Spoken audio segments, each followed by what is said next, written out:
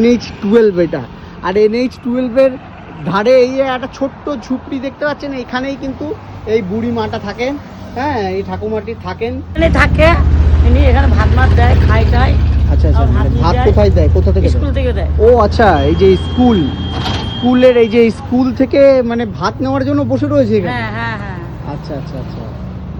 ছেলে আছে, ছেলে ভাত দেয়। হ্যাঁ, ছেলে আছে, ভাত দেয় না। ছেলে ভাত দেয় না? না না, আমি তো স্কুল থেকে দিই।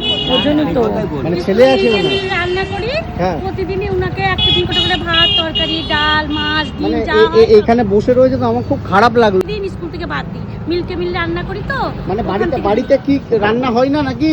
হয়, আমার বৌমা খেতে দেয় না। আমাকে খেতে দিতে গেলে বৌমা অশান্তি করে।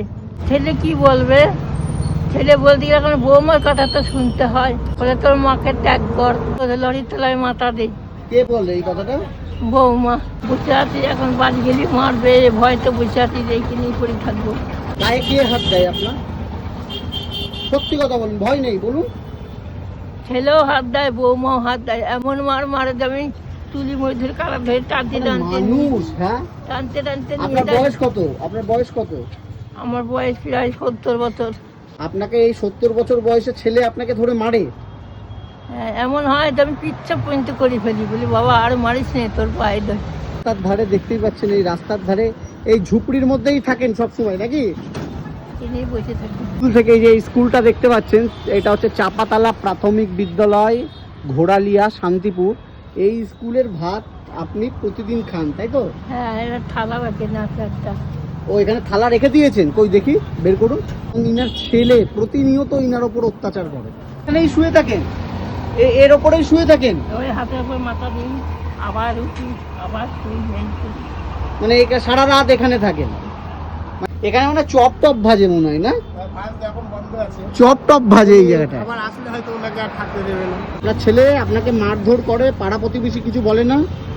ওনার ছেলে ওনাকে মারবে, আমরা ঝামেলা নেবো কেন?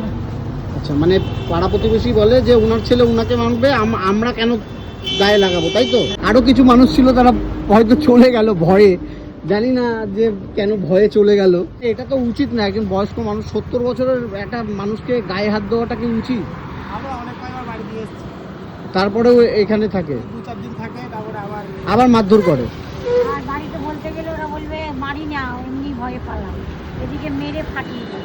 মেরে ফাটিয়েও দেয়? হ্যাঁ, তোমার ছেলের নামে আমি জিডি করছি থানায়। আমরা তো সবাই এখানকার, মানে এই পাড়ারই। ওনার ছেলেকে চেনেন আপনারা? তোমার যদি থাকার ব্যবস্থা করা হয়, থাকবে তো?